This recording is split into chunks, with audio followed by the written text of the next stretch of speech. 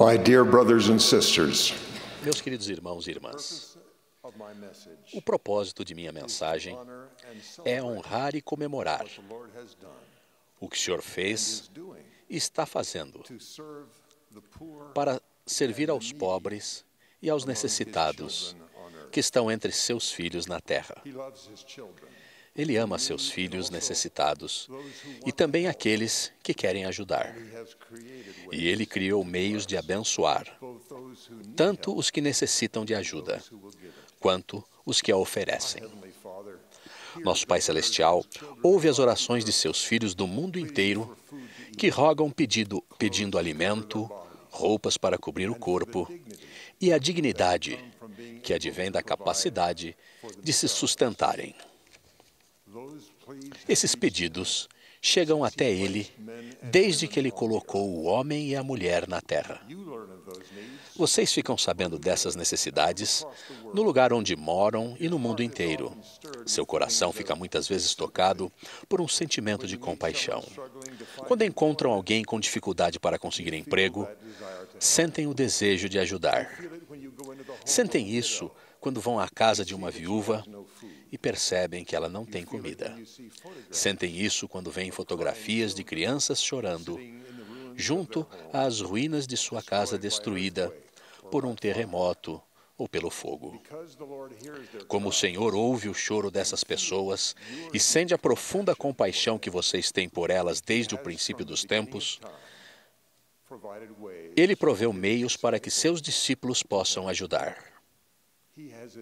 Ele convidou seus filhos a consagrarem seu tempo, seus recursos e a si mesmos, unindo-se a Ele no serviço ao próximo.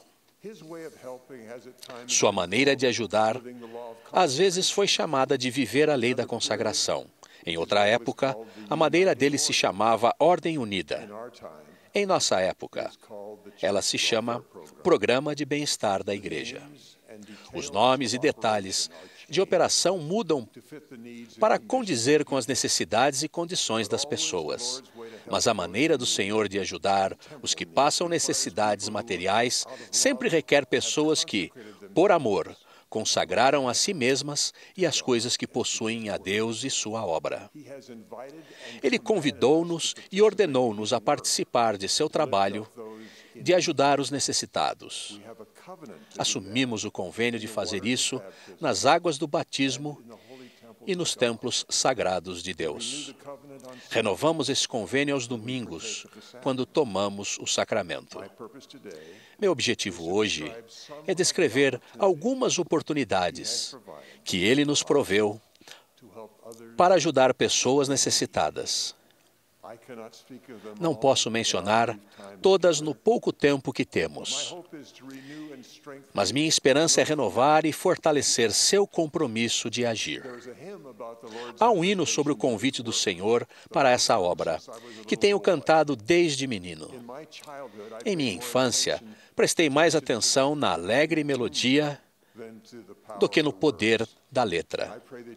Oro para que vocês sintam hoje essa letra em seu coração. Ouçam novamente a letra do hino. Neste mundo, acaso fiz hoje eu a alguém um favor ou bem? Se ainda não fiz alguém ser mais feliz, falhei ante os céus também. A carga de alguém mais leve fiz eu, porque um auxílio lhe dei? Ou acaso ao pobre que as mãos estendeu, um pouco do meu ofertei? Desperta, faz algo mais. Não queiras somente sonhar. Pelo bem que fazemos, a paz ganharemos no céu que será nosso lar. O Senhor envia-nos regularmente avisos para despertar. Às vezes, pode ser um súbito sentimento de compaixão por alguém necessitado. Um pai pode sentir isso ao ver um filho cair e ralar o joelho. Uma mãe pode sentir isso ao ouvir o grito assustado do filho durante a noite. Um filho ou filha pode sentir compaixão por alguém que pareça triste ou temeroso na escola. Todos já fomos tocados por um sentimento de compaixão por pessoas que nem sequer conhecemos. Por exemplo, ao ouvir as notícias das ondas que varrem o Pacífico devido ao terremoto ocorrido no Japão, vocês sentem preocupação pelos que podem ter se ferido. Milhares de vocês sentiram compaixão quando souberam das inundações em Queensland, Austrália. As notícias apenas nos relatam uma estimativa do número de pessoas necessitadas. Muitos de vocês, porém, sofreram a dor que as pessoas estão sentindo. Cerca de 1.500 ou mais membros da igreja voluntários atenderam a convocação para despertar e oferecerem ajuda e consolo na Austrália. Transformaram seu sentimento de compaixão na decisão de agir de acordo com seus convênios. Vi as bênçãos recebidas pela pessoa necessitada que recebe ajuda e pela pessoa que aproveita a oportunidade de oferecê-la. Os pais sábios enxergam em toda necessidade alheia uma maneira de trazer bênçãos para a vida dos próprios filhos e filhas. Recentemente, 3 crianças levaram recipientes contendo um jantar delicioso até a porta de nossa casa. Os pais delas souberam que precisávamos de ajuda e envolveram os filhos na oportunidade de nos servir. Aqueles pais abençoaram nossa família com seu serviço generoso. Graças à sua decisão de fazer com que os filhos participassem da doação, estenderam as bênçãos a seus netos. O sorriso das crianças, ao saírem de nossa casa, deixou-me confiante no que vai acontecer. Eles vão contar a seus próprios filhos a alegria que sentiram ao prestarem bondosamente serviço ao Senhor. Lembro-me do sentimento de serena satisfação que tive em minha infância, quando arranquei ervas daninhas do jardim de um vizinho a convite de meu pai. Sempre que sou convidado a doar, lembro-me com fé do hino, "Doce é o trabalho, ó Senhor". Sei que essa letra foi escrita para descrever a alegria resultante da adoração ao Senhor em seu dia. Mas aquelas crianças, junto à nossa porta, sentiram num dia de semana a alegria de fazer o trabalho do Senhor. E os pais viram a oportunidade de fazer o bem e de espalhar alegria ao longo de gerações.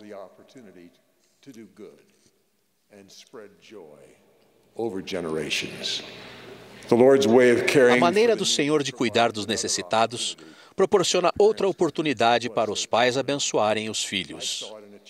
Vi isso acontecer numa capela num domingo.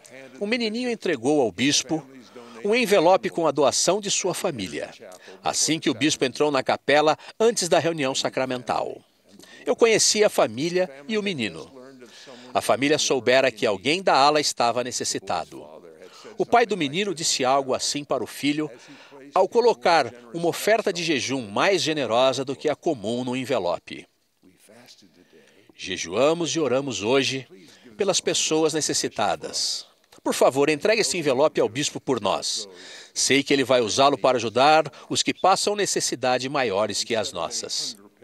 Em vez de sentir as dores da fome naquele domingo, o menino vai se lembrar desse dia com um cálido brilho. Percebi por seu sorriso e pelo modo como segurava o envelope com tanta força que ele sentia a grande confiança que o pai depositara nele para levar a oferta da família para os pobres. Ele vai lembrar-se daquele dia em que era um diácono, talvez para sempre. Vi essa mesma felicidade no rosto de pessoas que ajudaram outras para o Senhor em Idaho há vários anos. A represa Teton ruiu no dia 5 de junho de 1976, um sábado. 11 pessoas morreram. Milhares tiveram que abandonar suas casas em poucas horas. Algumas foram arrastadas pela enchente. E centenas de casas só se tornaram habitáveis por meio de esforços e recursos que estavam muito além do que os proprietários tinham. Aqueles que ouviram falar da tragédia sentiram compaixão e foram compelidos a fazer o bem. Vizinhos, bispos, presidentes de sociedade de socorro, líderes de quórum, mestres familiares e professoras visitantes deixaram suas casas e empregos para limpar as casas de outros que estavam inundadas. Um casal de Rexburg voltara de férias pouco depois da inundação. Não foram ver sua própria casa. Em vez disso, procuraram o bispo para saber onde poderiam ajudar. Ele os encaminhou a uma família necessitada. Após alguns dias, foram verificar a sua casa. Ela havia sido levada pela enxurrada. Voltaram para o bispo e perguntaram: agora, o que gostaria que fizéssemos? Onde quer que vocês morem, já viram esse milagre de compaixão transformar-se em atos altruístas? Talvez não tenha sido após uma grande catástrofe natural. Já vi isso em um quórum do sacerdócio, no qual um irmão se levantou para descrever as necessidades de um homem ou mulher que procurava uma oportunidade de trabalho para sustentar-se a si mesmo e a sua família. Sentia compaixão na sala, mas alguns sugeriram nomes de pessoas que poderiam empregar a pessoa necessitada. O que aconteceu naquele quórum de sacerdócio e o que aconteceu nas casas inundadas de Idaho é uma manifestação da maneira do Senhor de ajudar os que passam grandes necessidades a tornarem-se autossuficientes de novo. Sentimos compaixão e sabemos como agir à maneira do Senhor para ajudar. Este ano comemoramos o aniversário de 75 anos do programa de bem-estar da igreja. Ele foi criado para atender às necessidades dos que perderam emprego, fazendas e até a casa, na esteira do que se tornou conhecido como a Grande Depressão. Surgem grandes necessidades materiais de filhos do Pai Celestial em nossa época, como aconteceu e como acontecerá em todas as épocas. Os princípios que alicerçam o programa de bem-estar da igreja não são apenas para uma época ou um lugar. São para todas as épocas e para todos os lugares. Esses princípios são espirituais e eternos. Por esse motivo, a compreensão deles e sua aplicação prática do fundo do coração permitem que vejamos e aproveitemos as oportunidades de ajudar sempre e onde quer que o Senhor nos convide a fazê-lo. Eis alguns princípios que me guiaram quando eu quis ajudar à maneira do Senhor e quando fui ajudado por outros. Em primeiro lugar, todos se sentem mais felizes e têm mais respeito próprio se puderem sustentar a si mesmos e a sua família. E depois, estender a mão para cuidar de outros. Tenho sido grato por aqueles que me ajudaram a atender às minhas necessidades. E tenho sido ainda mais grato ao longo dos anos por aqueles que me ajudaram a ser autossuficiente. E sinto a maior gratidão por aqueles que me mostraram como usar meus excedentes para ajudar outros. Aprendi que a maneira de ter excedentes é gastar menos do que ganho. Com esse excedente, pude aprender que realmente é melhor doar do que receber. Isso acontece em parte porque quando ajudamos à maneira do Senhor, Ele nos abençoa. O presidente Marion G. Romney disse o seguinte sobre o trabalho de bem-estar: não é possível você tornar-se pobre ao doar-se nesse trabalho. Em seguida, ele citou seu presidente de missão, Melvin J. Ballard. Ninguém doa uma casca de pão ao Senhor sem receber um pão inteiro como retribuição. Descobri que isso é verdade em minha vida. Quando sou generoso para com os filhos necessitados do Pai Celestial, Ele é generoso comigo. Um segundo princípio do Evangelho que me guiou no trabalho de bem-estar é o poder e a bênção da união. Quando unimos as mãos para servir os necessitados, o Senhor une nosso coração. O presidente J. Reuben Clark Jr. explicou: essa doação proporcionou um sentimento de irmandade quando homens de todo tipo de formação e profissão trabalharam lado a lado na horta do bem-estar ou em outro projeto. Esse sentimento maior de irmandade é real tanto para o que recebe quanto para o que doa. Até hoje, o homem com quem trabalhei lado a lado, removendo lama em sua casa inundada em Rexburg, tem um forte vínculo de amizade comigo. E ele sente mais dignidade pessoal por ter feito tudo o que podia por si mesmo e por sua família. Se tivéssemos trabalhado sozinhos, ambos teríamos perdido uma bênção espiritual. Isso nos leva a meu terceiro princípio de ação no trabalho de bem-estar. Envolva sua família em seu trabalho para que aprendam a cuidar dos outros ao cuidarem de outras pessoas. É mais provável que seus filhos e filhas, que trabalharem com você para servir outras pessoas necessitadas, ajudem-se mutuamente quando estiverem necessitados. Aprendi o quarto princípio valioso do bem-estar da igreja quando era bispo. Isso aconteceu quando segui o mandamento das Escrituras de buscar os pobres. É dever do bispo procurar os que necessitam de ajuda e oferecer-lhes auxílio, depois de tudo que eles e sua família puderem fazer. Descobri que o Senhor envia o Espírito Santo que nos permite buscar e encontrar, tanto no auxílio aos pobres, quanto na busca pela verdade. E aprendi a envolver a presidente da Sociedade de Socorro nessa busca. Alguns de vocês precisarão dessa inspiração nos meses que virão. Para comemorar o aniversário de 75 anos do programa de bem-estar da igreja, os membros do mundo inteiro serão convidados a participar de um dia de serviço. Os líderes e membros deverão buscar a revelação ao elaborar os projetos. Farei 3 sugestões para seu planejamento do projeto de serviço. Em primeiro lugar, preparem-se espiritualmente. Somente quando seu coração for abrandado pela expiação do Salvador, é que vocês verão claramente que o objetivo do projeto é ser uma bênção tanto espiritual quanto material para a vida dos filhos do Pai Celestial. Minha segunda sugestão é que escolham como beneficiários de seu projeto de serviço pessoas cujas necessidades vão tocar o coração daqueles que prestaram o serviço. As pessoas que vocês servirem sentirão seu amor. Isso pode ser mais do que deixá-las felizes, como promete o hino, do que atender às suas necessidades materiais. Minha última sugestão é a de que planejem utilizar a força dos laços que unem famílias, quórums, organizações auxiliares e pessoas que vocês conhecem em sua comunidade.